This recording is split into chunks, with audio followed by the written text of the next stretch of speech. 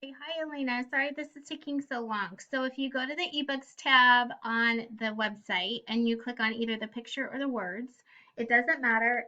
It'll take you to the site. So if you click here and it drops you on this page where it's blue and gray, it's not going to work.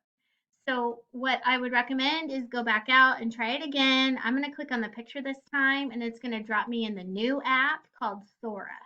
Now, when you get into Sora, if you just click on the search button, the explore button, it's going to take you to the home page. But these three lines over here, you're going to be logged in, and then you can do right if you hit the green plus button, add a public library, and you just type in mid. It's going to come up with Mid-Continent Public Library. Click it, and it's going to add it to your library list. So now you have Park Hills Library and you have Mid-Continent's Library. All right. So you can borrow books from either one. So now I'm going to go back to my search button.